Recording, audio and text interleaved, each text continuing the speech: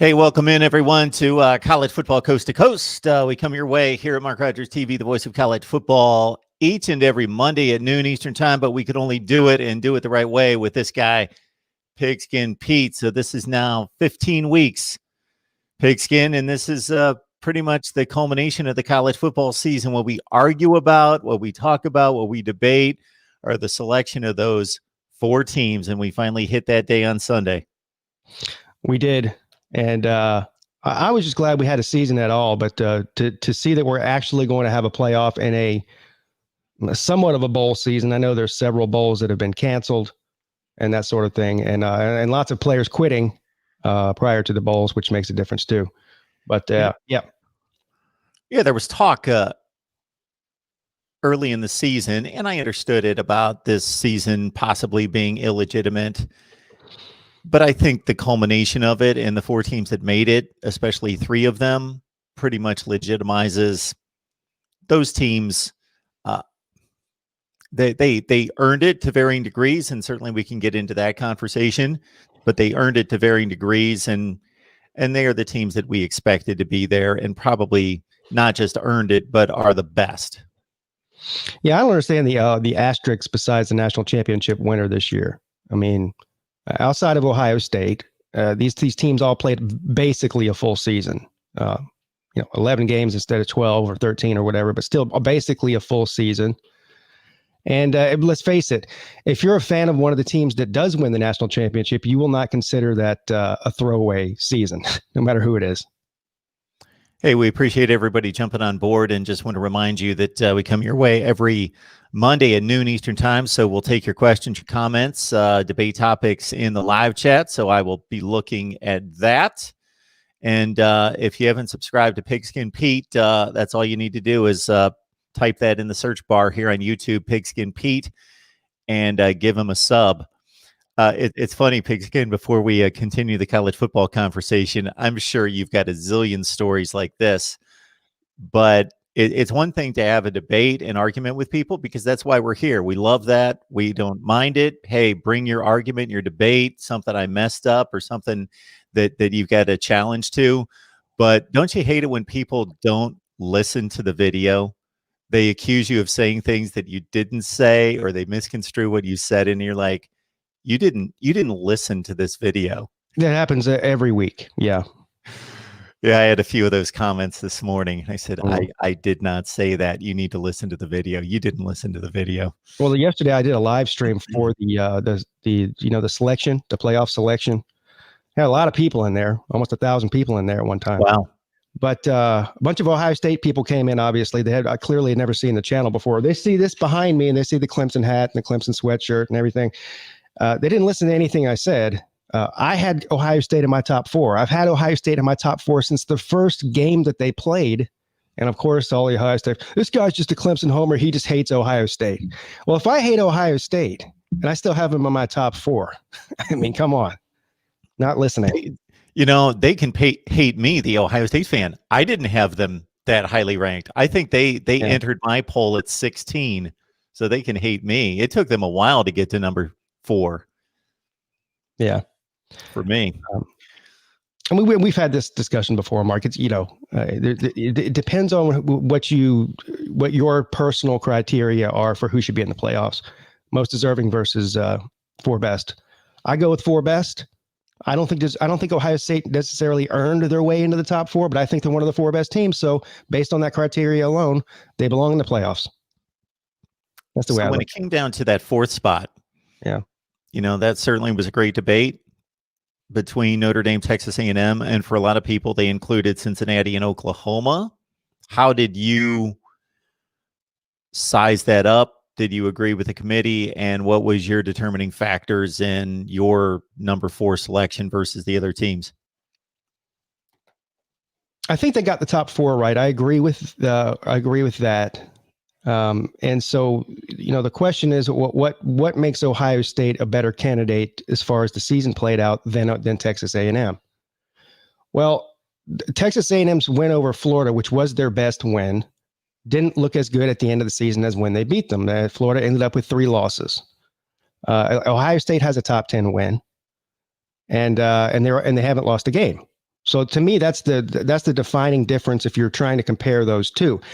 I do, however, understand if I'm a Texas A&M fan, player, coach, I understand. I would be upset about it too. And I've said this last week. If you flip-flopped Ohio State and Texas A&M's resumes and seasons, and Ohio State was the one that got left out after playing 10 games, and A&M got in after only playing 6 games, Ohio State would be mad too. The fans would be mad about that too. So I completely understand the gripe with A&M. As far as the other teams, though, Oklahoma, again, is Oklahoma maybe one of the 4 best teams right now on December 21st, 2020? Maybe they are. They won their last 8 games in a row or whatever. They beat a couple of highly ranked teams in the process. So Oklahoma clearly might be one of the 4 best teams. But again, the season also has to matter. You can't lose two of your first 3 games and expect to get in over a team that's undefeated or over 1 loss. That's I don't ever think they had a chance. In Cincinnati, we can just go ahead and can we just go ahead and put this to rest, Mark? Can we just go ahead and confirm that Group of 5 teams have no shot in a 4-team playoff, and let's stop pretending like they do. Yeah, it's almost an insult to tease them by ranking them. They shouldn't even be ranked in a certain extent. Why even rank them if you're not going to give them the opportunity and treat them fairly to rank them in the top 4, because that's what the rankings are for at this point by this particular committee. It's to get the top 4, and the rest of the top 25 is just kind of pomp and circumstance. So if you're not going to give them a legitimate shot at the top 4, then it's almost an insult to a certain extent to even include them. Yeah, they need their own playoff. I think it's time for that to happen. Yep. Now, the expansion of the playoff, which I think is inevitable come the 2024, whenever the current TV contract is up, that might give them a better chance. But even then, I think it's going to be hard for them to get in, Mark. You may see it once every 3 or 4 years they'll get in, but I don't see it being an annual thing. Unless there's a set spot for them reserved for the top group of 5. And maybe they have to be undefeated or have only 1 loss or something like that. Mm-hmm. Right. What I did was I came on live after all the championship games, and people were asking me, okay, of course, it was the obvious question, and I expected it. Who's number 4? Who's number 4? Who's your number 4? And I wouldn't commit to Notre Dame because I said, I'm going to come out with my rankings, but I really need to sit down and I'm going to build a little spreadsheet real quick and go Notre Dame, Cincinnati, Oklahoma, Texas A&M, and I'm going to rank their wins. And I'm going to start with the toughest, best win, and also the evaluation of the win, whether they dominated or they just got by, and then kind of rank them. And really, this Jimbo Fisher claim about how tough their schedule was because they play in the SEC. And I readily admit, I believe that the SEC is the best conference. There's no way to prove that right this second because nobody played other conferences, so they didn't have interconference games. I believe the SEC to be the best, but Jimbo Fisher's claim that their schedule was just so brutal. If you rank their wins, they beat Florida, second best win. Auburn. Auburn's finished unranked. Maybe the worst Auburn team we've seen in about 15 years, or going back to, I think, 2012, they had a bad season. A 6-4 Auburn team that lucked into 2 wins against Ole Miss and Arkansas. That really, those should have been 2 losses. Auburn could have been 4-6. And then the rest of it was Vanderbilt, South Carolina, Mississippi State, Arkansas. It's not a good schedule.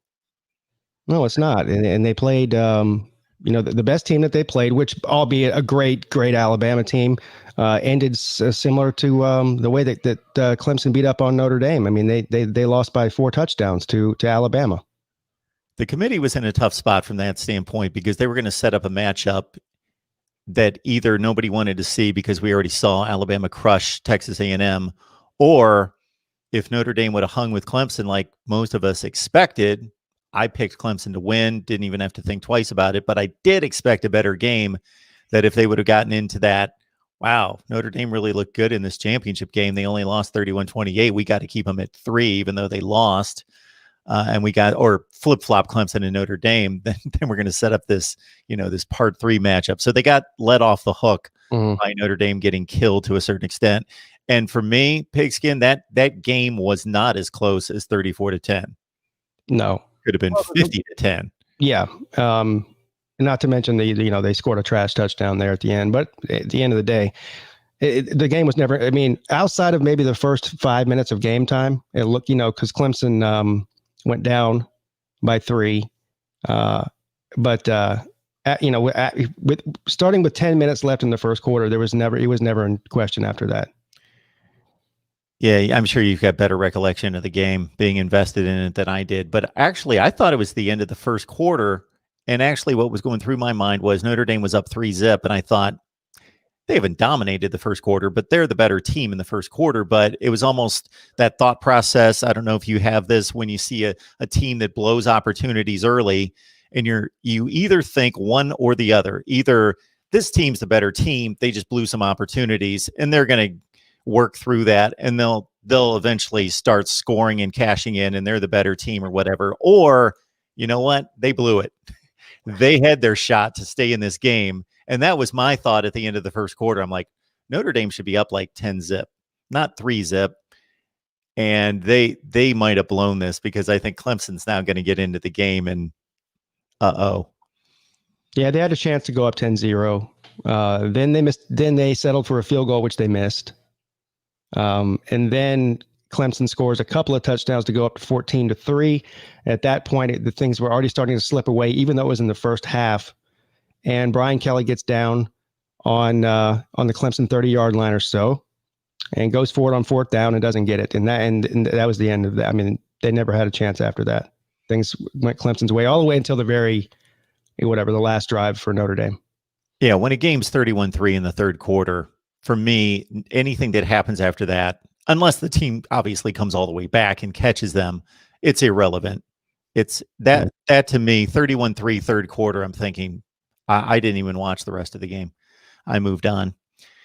Definition 409, thank you so much for the super chat contribution. Appreciate that so much. Want to remind everyone out there that College Football Coast to Coast with Pigskin Pete is here every Monday at noon Eastern time, and it's also made possible based on your individual contributions. And also, we would love to have a sponsor. Tell a quick little story here. Somebody came to me 2 months ago, won a Nebraska live stream, Mark. I said, get me a sponsor.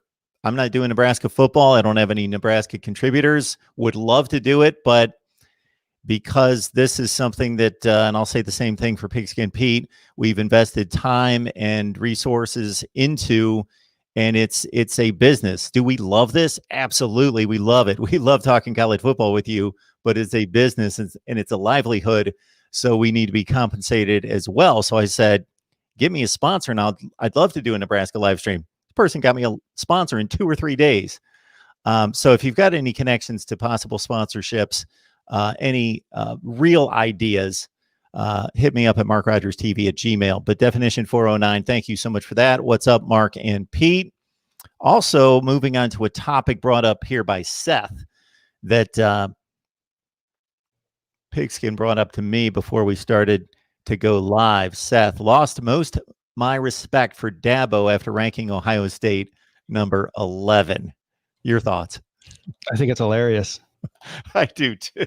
Well, first of all, it doesn't matter. It's a coach's poll. It doesn't mean anything. Yeah. But listen, Dabo's been consistent on this message. He's been saying this for a couple of weeks now, is that he feels like it's unfair that a team that plays half as the amount of games as another team is allowed in the playoffs over. So in other words, he had Texas A&M in his coach's poll at 4. So that's his way of saying he believes that Texas A&M deserved to get into the number 4 spot over Ohio State. Now, having said that, out of all of the 6-win teams, which is what Ohio State is this year, a 6-win team, he had Ohio State ranked the highest out of all the 6-win teams. So he was consistent. He didn't rank any of the teams that played that few games in the top 10, but he had Ohio State at 11. But I think it's funny. The thing that most people aren't talking about is all the other coaches, Kirby Smart, Nick Saban, so a few others that I'm forgetting about right now, also did not have Ohio State in their top 4 in the coaches poll. What I find funny is Jimbo in his, and I understand the coaches politicking for their team, except Dabo. I love Dabo. He's great for college football. I love him. I typically defend him. I defend his overall message to college football. He's a great guy, great coach, and I think it says so much for him that he's able to bring in the players he does, and they stay in the program. Even some NFL draft eligible players that would move on from other programs stick around. So I think it says a lot for him, but I do pick on some things that he says. I just didn't understand him during the latter portion of this season having to politic like there was any question that if they won the ACC that he wasn't going to get in. Like he didn't need to. You just do your job and you're going to be in. Jimbo, different situation. Can't win the SEC. He's got a politic, so I get it. But what I find funny is that these coaches are, they contradict themselves, or it's just their reasoning's just a bit sketchy. So for Jimbo, it was, we played 9 games. Ohio State only played 6. I heard him say this a number of times. We played a full season. Well, no, Jimbo, a full season's 12 games and nobody played 12 games. Okay. But in this season, Clemson, Alabama, Notre Dame, they played 11 games. You played 9.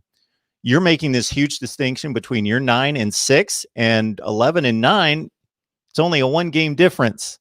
So should those teams be saying, you know what, we played 11. We don't want anybody around here in the playoff that only played 9. Yeah. I mean, Jimbo Fisher's doing what he had to do. Sure. In politicking for his team. He did what any coach would have done. So I like the matchup they have. I think the North Carolina and A&M matchup is a good one. Except we're missing some players in powder blue. Some very key players. Chaz Surratt, I think I'm saying his name correctly. The star linebacker for the Tar Heels is opting out, as I call it, quitting before the Orange Bowl. So he won't be playing. There's several players from Oklahoma State sitting out. I think there's a couple players from Oklahoma. This is becoming an epidemic, Mark. So I brought this up a few weeks ago, I believe. I don't get it that aren't more people going to watch North Carolina play and put more stock in them playing Texas A&M in the Orange Bowl? I can answer my first question. Yes, more people will be watching North Carolina football against Texas A&M in the Orange Bowl than any North Carolina game this season. Even the Notre Dame game, even the Miami game. So, and North Carolina at some point in the season, they lost a third game. They were not eligible for the ACC. We're not going to win the ACC. Wasn't he playing meaningless football at the end of the season? Why didn't he opt out of those games? That's exactly what I've been arguing with people about this. Well, for years now, but in particular in the past couple of days. If first of all, the Orange Bowl, if you want to say the Birmingham Bowl is meaningless and not worth it, okay, maybe I can understand that. Even though I still think you should play because I think you don't owe it to the fans. You owe it to your teammates first and foremost. They need you there. They want you there to win the ball game. An Orange Bowl, a Sugar Bowl. We saw this a few years ago with Georgia. All those players sitting out the Sugar Bowl, the Rose Bowl, the New Year's Six bowl games, and even some of the other ones that are just below that. I think it's pitiful to sit those out. And of course, people say, well, are you going to pay for his, if he gets injured and he can't make it in the NFL? Well, no, I'm not. But he's the one that chose to be on a football team, not me. And again, he's not doing a disservice to me or the fans. He's doing a disservice to his teammates. Totally agree. The other portion of this is that, in a sense, he is a contract. He is a scholarship. Yeah. Up until the end of the school year, he's on scholarship. He signed a contract to be on the football team. And more than anything, totally on board with your number one reason, he let his teammates down. Mm-hmm. Now, our guy, Luke Walker, huge Carolina fan. I think he joins both of our shows on a regular basis. He says that Michael Carter and De'Ami Brown are also sitting out. So Chaz Surratt, first of all, I love watching this guy play. He's just like, he was a quarterback. This is how great of an athlete he is. He was their quarterback. Now, was he a good one? No, but still, playing quarterback in the ACC is kind of crazy when you can just, be a safety and then a linebacker. Yeah. He's just one of these guys that just makes plays. Yeah, he's a great player. Great player. Michael Carter, he's one of the two that just tore through Miami, has had a phenomenal season. one of the best running backs in college football, De'Ami Brown, their best wide receiver. They're a different team. Yeah. Playing this game.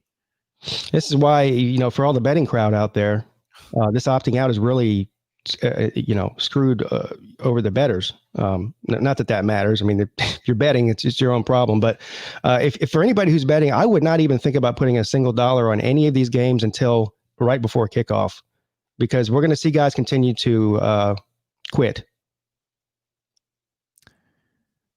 Frederick Jackson, when is Jim Harbaugh getting fired? Based on all the sources I have, he was basically offered a contract extension at a much lower rate with plenty of incentives. He also had the opportunity, I guess, to go to the NFL. So this contract extension has yet to be signed and announced. At least it's not been announced. So I don't know if they're still just haggling over details, or he was seriously considering going to the NFL. Yeah, and they lowered his buyout too, which tells you everything you need to know is about what kind of leash he's on. That was part of the contract. Our guy David Greenshield, Pete, is it time for some revenge? Go Buckeyes! So I got to think, Pete, that you and Clemson fans are just in a prime position. Not that you don't want to win another national championship. Obviously, you'd be hurt by a loss, but you can pretty much fold your arms and kick back and say, even if we lose this one, we still say, hey, we're 4-1. Yeah, I still want to win this one, though. Sure. And I'm going to be serious with you. Over the last two meetings in the playoffs, I was pretty confident that Clemson would win, but I wasn't really sure about it. I'm more sure about this win than the other two. I'm more confident. I think there's several things here. Ohio State's defense is leaving a lot to be desired. Okay. Clemson's defense early in the year had its troubles and got better, and they're actually peaking right now. I think the experience of playing the 11 games actually helped Clemson's defense out. That has not been a luxury for the Ohio State Buckeyes. Luckily, Clemson's defense is, for the most part, healthy. The biggest problem, the biggest thing I worry about in the first half of this game is that Nolan Turner is going to be out because he got called for a targeting call in the second half of the ACC championship game. He is by far our best free safety. You go down the depth chart. Next guy is Joseph Charleston, who is you're going to see them try to exploit any matchups that Charleston has. I promise that. And then after that is Tyler Venables. So not very deep at safety. Nolan Turner is by far the best one. So outside of that, Clemson's defense is in pretty good shape. The game in 16, I basically thought Ohio State was going to win. I wasn't confident, but I thought they would win. Like, I was about 55% sure, for one reason, and this might be a stupid reason, but because Urban Meyer was on the sideline. Because if you looked at his coach, because if you looked at their season, sure, they had a good team. Obviously, they were good, but I don't know if they were, well, they showed that they weren't top 2 or 3 good. They were top 7 or 8 good. They had the youngest team in the Power 5 that year. They were just ridiculously young. And JT Barrett, God bless his soul, great Buckeye all time, but just not the guy. Yeah, right. In a quarterback matchup with Deshaun Watson.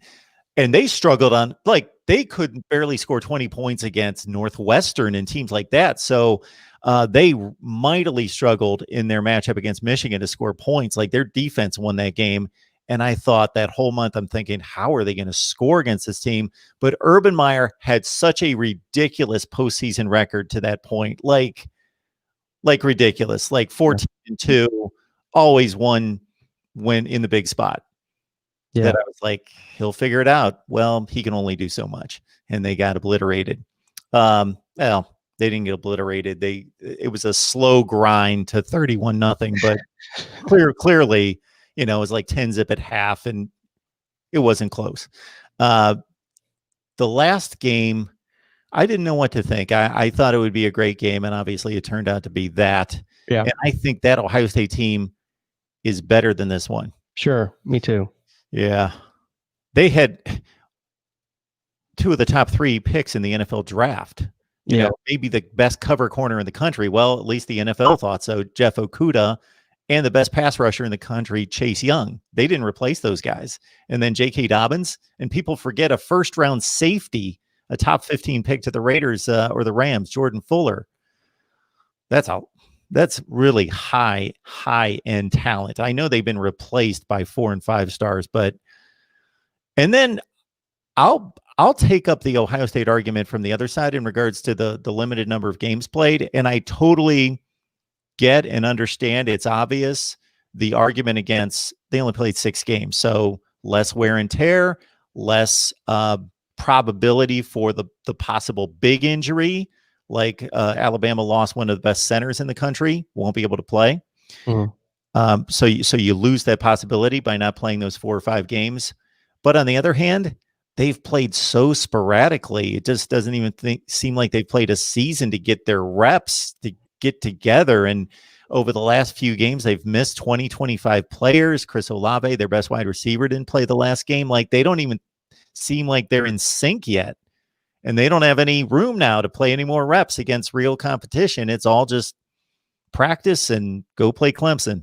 Right. And Clemson's not the type of team that you want to go in out of sync against, because things can get out of hand in a hurry. Now, here's the thing, though. I mean, anytime you have Justin Fields is an amazing talent. We know that. He's been a little bit up and down, but again, a lot of that has to do with the fact that the season was just so crazy, and he hasn't had a whole lot of games to really, like you said, connect with. And they've had players out, so it's hard to get chemistry that way.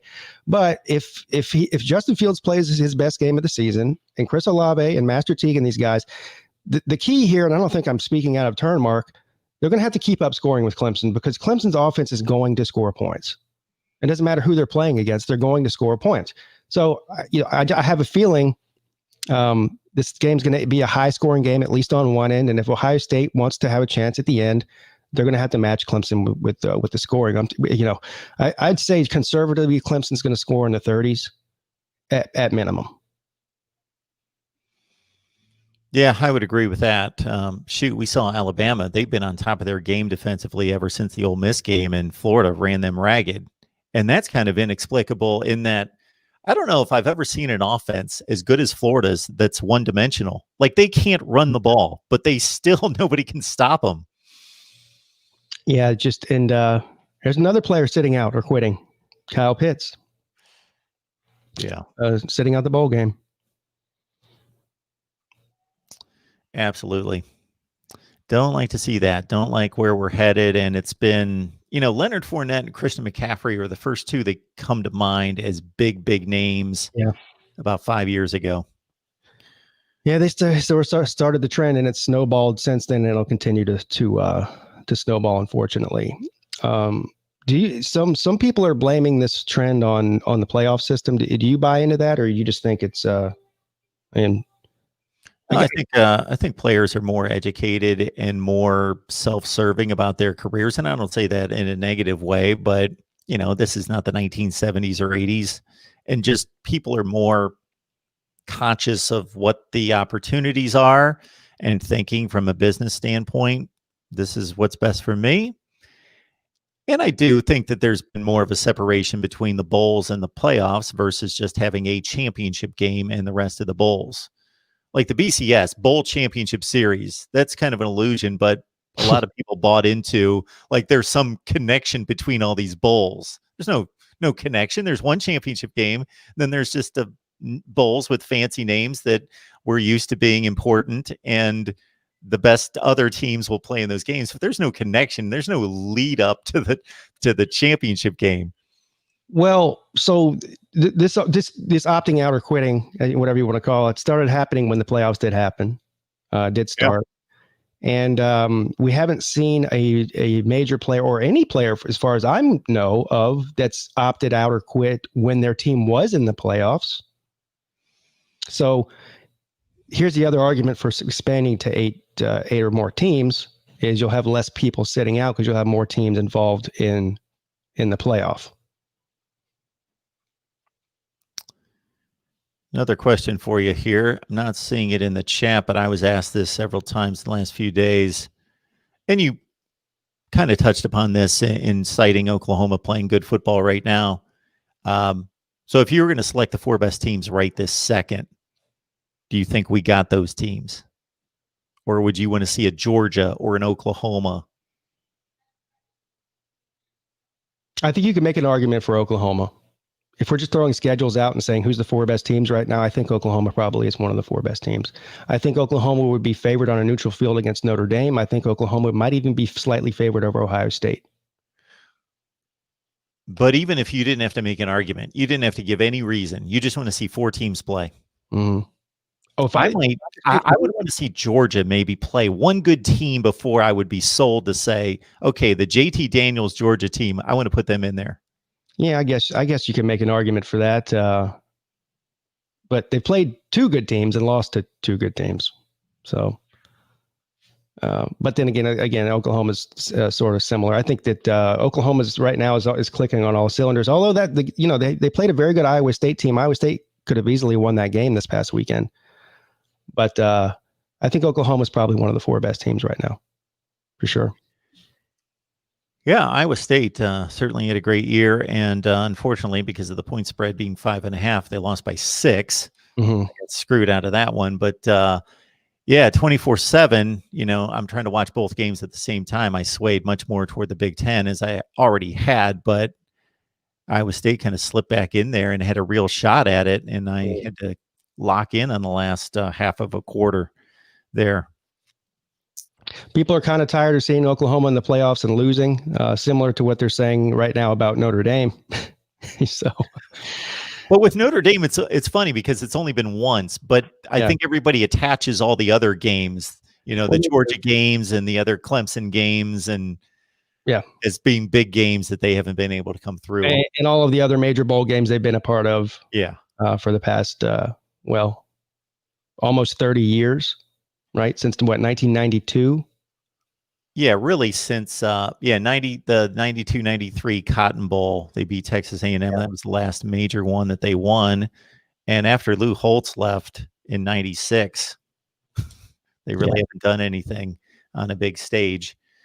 My argument to people that are trashing Notre Dame being in there is, I just saw, I think it was SEC Dog here in the chat, say, look, all you have to do is get blown out by Clemson in the championship game and you get to be in the playoffs.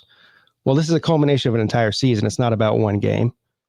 Is there a team in college football, Mark, that has a better win than Notre Dame? No. So they have a win over a number 1 team in the country at the time.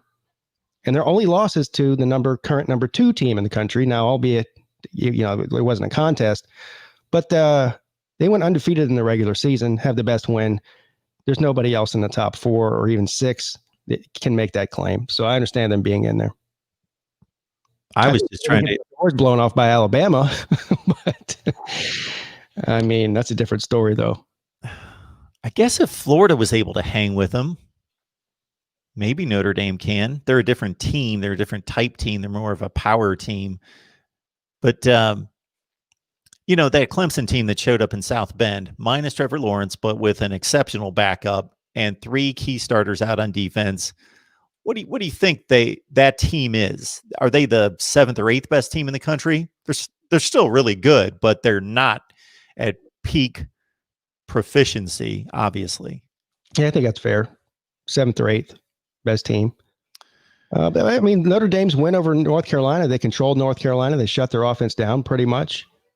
That was an impressive win for Notre Dame too. So it's not just the Clemson win, that they have two good wins on their schedule. Heard a lot of comments on social media as well about college football being boring and predictable because Alabama and Clemson have ruled it. Ohio State would be part of that mix. Certainly those 2 first and foremost since the playoffs started, then Ohio State. So it's almost like those 3 have a spot, and then we kind of rotate the 4th one between Oklahoma, Georgia, and I guess Notre Dame now. See, I push back on that because how come nobody was saying this during the BCS era? So we went from 2 teams playing for a national championship to 4, and now all of a sudden it's not fun anymore. So in other words, when did winning a national championship or making a playoff be the standard and everything else doesn't matter? I don't understand how we made that transition, not just for the players. I mean, not just for the fans, but clearly the players are feeling the same way when we talk about opting out of bowl games. I don't understand how we made that transition. Yeah, I understand your point. If Clemson would have lost the ACC championship game to Notre Dame. I said, I don't care if they're one of the 4 best teams. I don't want them in the playoff. And they still would have got a New Year's Six bowl game, right? They probably would have went to the Orange Bowl. Even as a Clemson fan whose expectations are clearly high based on their recent success, I would not consider the season to be a failure if we're going to an Orange Bowl and have a chance to win a New Year's Six bowl game. I wouldn't. Or such criticism. I don't know that the criticism's against the format. The criticism is against just, for whatever reason, these 3 schools now own the sport. And this has been going on now for 5 or 6 years, that these 3 schools have owned the sport and nobody seems to be able to challenge them. I posted a tweet. I did some quick math, went through the playoff era, and then I took all the other candidates that would be up there, Oklahoma, Georgia, et cetera, Notre Dame, and I added up the records. And the Ohio State, Clemson, Alabama records since 2014 in the playoff era are just ungodly. 80-8 and 82-8, and they're all about the same. And then it's this drop off. Yeah. I think a lot of that has to do with if you look at these same top 4 or 5 teams, 6 teams every year, it's a commitment by the university, both financially and otherwise, to football. They pull out all the stops. There's no research. There's no stone left unturned. They have all the resources. And then probably most importantly is the development of the players. Because if you're a player, I mean, you see what's happening with Clemson right now and other schools too, like Alabama and Ohio State, who recruit at a high clip every year. They're getting players from California to come. They're not going to UCLA. They're not going to USC. They're not going to Oregon. They're coming all the way across the country to go to a small town school in the state of South Carolina. Why? They're going to be developed into an NFL player, whereas at other schools, they might have, might have a big name like Oregon, but they're not being developed at the same clip as these other guys are. And that's really what it's all about, is getting in the NFL. And there's only a handful of teams that are developing NFL talent across the board like these teams are. So it's going to be hard to stop this current cycle until, let's say, it's all about coaching, which is where the development comes from. So let's say Nick Saban retires, Dabo Swinney leaves for whatever reason to go to the NFL or whatever. That could change the cycle. Or more teams just have to get better at developing players. People are moving south and people are moving west, and this has been going on for 30 years. Yeah. And that's what kind of amazes me about the Ohio State portion of this, is that they're fighting a trend and they're winning by locking down Ohio. But Ohio was like a top 3 or 4 state in talent, high school talent 30 years ago. Now it's more like a top 7 or 8 state. And after those first 3 or 4 states, Georgia's kind of joined the other 3, Texas, California, Florida. There's a big drop off. So Pennsylvania, Ohio are still great high school football playing states, but they're not where they were 30 years ago. So Ohio State has to get the 4 or 5 or 6 studs in Ohio, and then they go to Texas, California, Florida, Georgia, and they bring them up to Columbus, Ohio. David Greenshield, he says, Pete and Mark, Texas has the recruiting base and big time money. They don't win. Again, because they don't develop their players into 1st and 2nd and 3rd round picks in the NFL, almost guaranteed. If you are a 4 or 5 star player, you are all but guaranteed if you go to Alabama, Clemson, Ohio State, LSU, Georgia, you're almost guaranteed, as long as you don't screw it up and get in trouble or fail out of school or something, you're almost guaranteed to be a top 3 a top 3 round pick in the NFL. When you go to Texas, they can throw all the money they want to, yet the coaching is bad. And the coaching has been bad since Mac Brown left, quite frankly. So that's the difference. You can throw all the money you want to at it, but it all comes down to coaching at the end of the day. Yeah, it does. And I think the schools that succeed obviously have to have a lot of resources and money. But on top of that, it seems like from the top down, from the very highest levels, they have to all be on the same page. There has to be a commitment to being excellent at football. And Clemson made that commitment right around the time Dabo Swinney took the job, that, okay, going 8-4 every year is not good enough for us anymore. We are going to make a commitment to being excellent, to being elite. And you need to have everybody on the same page. You just can't have a football coach that's great, hire Matt Campbell, and he's going to make everything great. No, you need to have resources and money, and the administration, the president, they all have to be full bore. This is a football school. Yeah, exactly. Which is why it's been so. We've had this conversation before, Mark, about South Carolina having. I mean, up until about 2 years ago, I guess their facilities weren't world class, but they just built like a $60 or $70 million football facility. So now they're up in the top 10 probably in the country in facilities, at least top 15.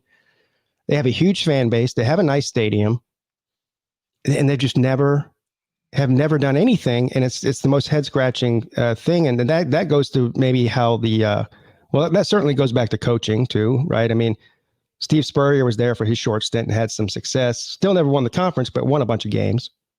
Yeah, so that just tells you coaching is paramount. So if there's one game in the bowl season, and I'll say this before I continue my serve up this question, it's just crazy in 2020. So this is the kind of college football nerd I am. And also speaks to the predictability of the playoff selections is I almost get more excited. You know what? I do get more excited to see the rest of the bowl schedule and invitations come out later in the day on Sunday than I am for the college football playoff selections. Although as an Ohio State fan, this is kind of strange because other than last year when they were undefeated and they were obviously in, we're 7 years deep into this thing, and every other year they have been the team that's been right on the border. 2014, they made it in as the 4. 15, they just missed as the 5. 16, they just made it as the 4 that didn't win a conference. 17 and 18 just missed as the 5. They've been on the 4-5 line every year, except for that 19 team. This year was pretty predictable that they should make it, but I get it geeked up for the bowl matchups. And I looked at the schedule, like I wasn't around. I was out with my kids and doing stuff, so I wasn't out to see them come down. So I checked in to look at the bowl schedule, and because of the pandemic, it's just like there's still bowl slots that are open. Yeah. Games got canceled, and certain teams opted out, and this is all happening like this week, and some of these games are just like in limbo. Yeah, it's wild, and you're seeing a lot of people complaining about the Army situation. It's not Army got a bowl bid. They just the game got canceled because they didn't have an opponent. And you can't just say, well, they should just give it. They should remove. Once you offer another team a bowl bid, you can't just say, oh, well, we're just kidding. We're going to give that to Army instead. We're going to take your bowl, invitation back. You can't do that. The only way it's really going to happen is what I heard this morning is that Army is continuing to practice as if they're going to play in a bowl game. And they're waiting for a team to opt out of playing in a bowl, and they're going to take their slot, which is all they can do at this point. But we're up against it. There's a bowl game coming up in a couple hours. There's a bowl game today, the Myrtle Beach Bowl. These bowl games come out of nowhere. Like I keep track of this stuff pretty well, and I saw a bunch of bowl names, and I was like, that must be a first year. That's a first year for that. Yeah. The only thing I would say, and I like some of these matchups. I think the Orange Bowl matchup is interesting. I think the Cotton Bowl matchup is interesting. Fiesta Bowl one could leave a little bit to be desired, I think, but I think that's still a decent matchup. Where I really think the selection committee messed up here, and I still don't really know exactly how much politics goes into this. I think there's a lot of politics that goes into it, and you have certain conferences that are tied to certain bowls and all that kind of thing. I get all that. Coastal Carolina should be playing a Power 5 team in a bowl. I think that's what everyone wants to see. They sort of teased us with the BYU thing. I never really bought into BYU from the beginning, so it wasn't a big shocker to me that game was close and that Coastal Carolina came out on top. But let's settle the argument. There's still people that believe that Coastal Carolina should have been considered for the top 4 or something. Them in Cincinnati. But let's just settle the debate. Let's put Coastal Carolina on the field with a decent, when I say decent, I don't know, a 6 or 7 win Power 5 team and see how they do against them. I think that would have been interesting. Instead, what they did was just put them in a matchup with a game that was already scheduled for the regular season. They really swung and missed on that, Mark. We don't want to see regular season games in the postseason. We want to see postseason games. And this reminds me of about 4 or 5 matchups down through the years since this whole group of 5 thing has been a problem. And one that comes to mind is when TCU was still a group of 5 in the Mountain West. They went undefeated. Boise State went undefeated. But everybody wanted to see how could they play against a really good Power 5. We don't want to see them play each other. They play each other all the time. They're playing those kind of teams all the time. But I want to see, Cincinnati, Georgia. Okay, what do they have for a Power 5 game? Jim Mora, former UCLA, Atlanta Falcons. Who else did he coach in the NFL? Seattle Seahawks head coach said last night, he was pretty blunt about this when he was talking about Cincinnati. He's like, great season, have all the respect in the world for him. He goes, I know athletes, I know football players. That team is not, they're not Alabama, Ohio State, Clemson, even on down the line. They're not that team. They're not the same athletes. I heard the exact same quote you're talking about. He said, with my trained eye, when he's talking about trained eyes as a coach, he said they don't stack up size, speed, athleticism. They're just not the same guys. And I think we all know that. But there is always a one-off chance, like we saw happen with UCF beating Auburn the other year. Heck, I mean, is there a chance, Mark, that Cincinnati could beat Georgia? And I think Georgia's clearly a better team, more talent. I mean, nobody's arguing that. But we're already seeing a bunch of Georgia players start to sit out. How many more will sit out between now and then? And could we have another situation where, like with Auburn and UCF a couple of years ago? We'll see. I still think Georgia's going to win the football game, though. And when we say that, I think people need to understand we're not talking about every single player. We're talking about in volume. If you look at NFL rosters, there's guys from all over the place, sure. The Sun Belt, the MAC. There are great players out there. It has to do with there's just like 3 or 4 of them. Yeah. And Georgia has like 30 of them. It's about depth. Georgia can roll out, they can change out their entire defensive line and bring in more than 4 or 5-star guys that were recruited by everybody in the country. And they're second string on Georgia's defense. Cincinnati doesn't have that. And you'll see this a lot with top line group of 5 teams. Even in the regular season, you'll hear about this one player and he's amazing and he's going to get drafted high. And they'll try to feed him the ball constantly. Let's say it's a wide receiver, tunnel screens, try to just get the ball in his hands in space. And he just can't do a whole lot because there's like an NFL secondary playing on the other side and they just bottle him up and there's just too many of them. Yeah. And I see a comment here from, who is it? I'm trying to catch up here. Jane Fonda says group of 5 needs to have its own national championship. I could not agree more. Hopefully that happens soon, Mark. And they could be playing the playoff games right now this week. Yeah, I understand there's other bowl games on. The Myrtle Beach Bowl. What do you rather watch, Mark? The Myrtle Beach Bowl, if it's on at the same time, or a group of 5 playoff game? I'm watching a group of 5 playoff. Absolutely.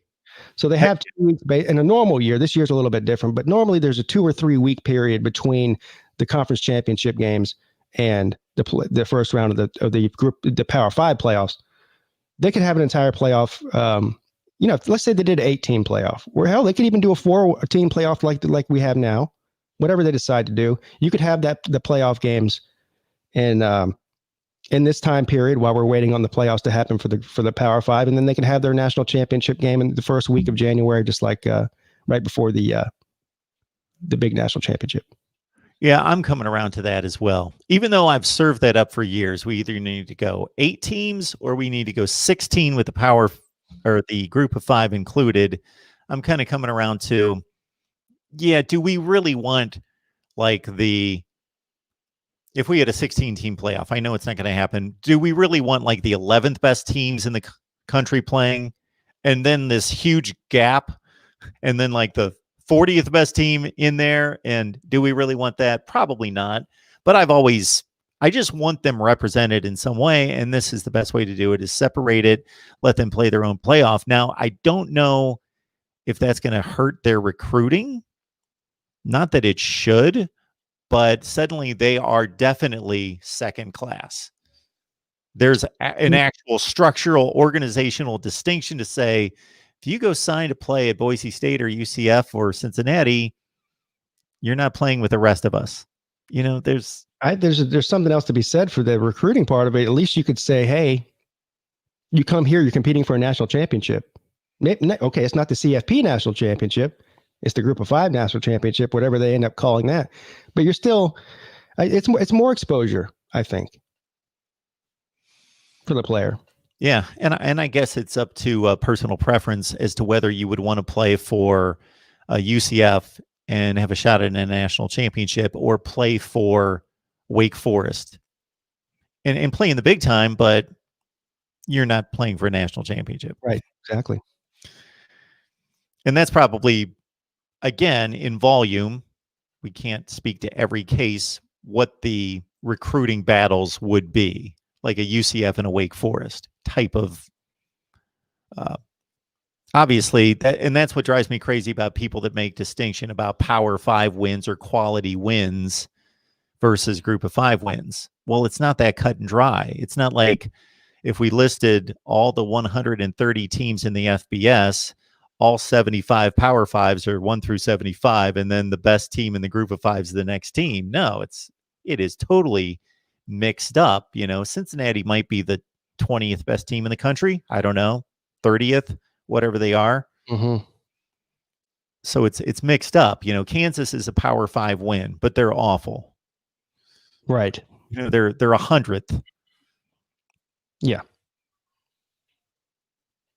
It's not fair. It's apples to oranges. To you, as a quality win, do you even like that term when that gets thrown around, quality wins? And if so, what is that to you?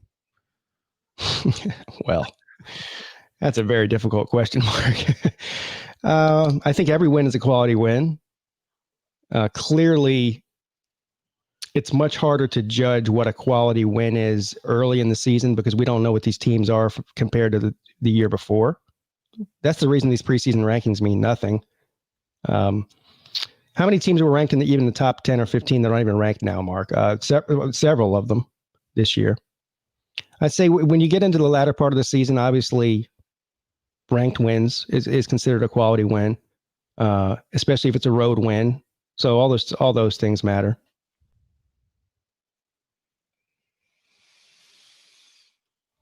I don't know if this is a question or a comment. It's directed toward me. Hey, if Alabama wins over Notre Dame, they win the national championship. Not really. They still have to play another game. Yeah, against the second best team. Because I don't think they're playing the second best team the first game. I mean, the people that think that Alabama's unbeatable, they didn't watch the SEC championship game. I know. So, and again, that's a team that just comes out and says, we have to throw the ball every play. You don't even have to defend the run because we can't run. Yeah. And that's not going to be Ohio State or Clemson. Certainly, and Clemson's on their A game throwing the ball. Ohio State's capable. It's been shaky the last couple of games, but they certainly ran it against Northwestern. I mean, I think most people thought that Alabama was just going to manhandle Florida and it wasn't going to be a contest. And that's not what happened. So does anybody think that Ohio State or Clemson or Notre Dame would not beat Florida? Or certainly could or should? Should most of the time. Should most of the time. So yeah. Florida can hang with Alabama, so can the other three teams. Hypothetically. I am more confident in Clemson right now than Ohio State for all the reasons we have cited. They have just played more consistent, better football. I think Ohio State, I don't think there's any question they're better than Florida, but if they went out and played tomorrow and Florida won, I wouldn't be surprised, but I would still think Ohio State would beat them 7 out of 10 at least. Yeah. Funky Fudge, we appreciate the Super Chat contribution. Thank you so much. Florida looked great against Bama. Do you think they only lost to LSU because they were looking ahead to the Crimson Tide? No.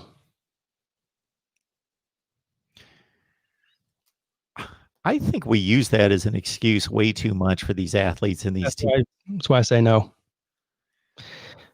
I mean, here's what I will tell you. If Dan Mullen is looking past anybody, I mean, what gives him the right to look past anybody? He's a good coach and a good league and I get all that, but what has he really accomplished that gives him the right to look ahead to anybody?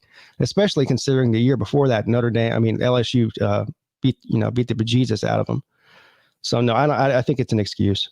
You're getting paid that much money to play in a major conference for a major football program. You shouldn't be looking past people.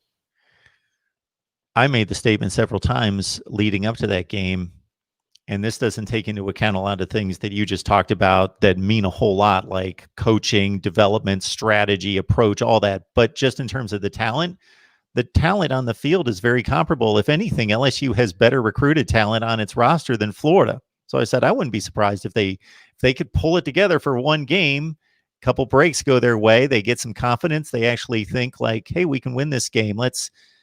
You don't know what the mindset of a team is that's 3-5 at the time. Are they just thinking we're LSU, we should have had a better season, we're just gonna, or you know what, we're on national TV, we're playing Florida, let's go for broke, let's play loose, let's get after them. And Florida should have won that game. We all know the shoe incident that had a lot to do with it, and then that amazing 50-yard, 7-yard field goal. I mean, how many times are you going to kick that? If he kicks that 10 times, he makes it what, twice maybe? So they had their chance.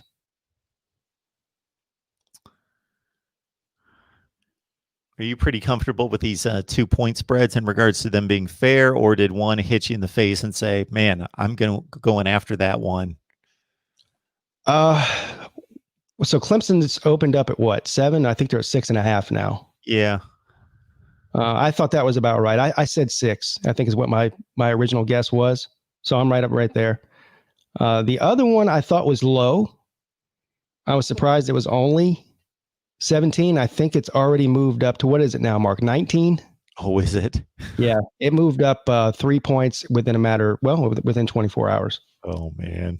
So that tells you all. Somebody in Las Vegas with a lot of money put a lot of money down on the Tide for it to move that much. I don't think the public did that quickly.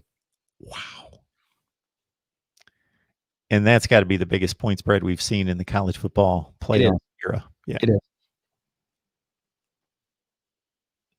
I probably would still take that line. Would you? I mean, I'm not going to, because it's a ridiculous line for a playoff. But yeah, I mean, before Saturday, didn't you still think Notre Dame was better than Florida? Yes, I did too. I did.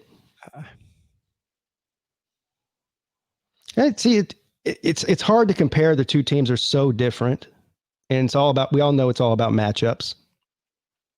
I still think at the end of the day, though, I think Clemson and Alabama are comparable. Okay, we can debate back and forth of who's better offensively, is what I'm saying here.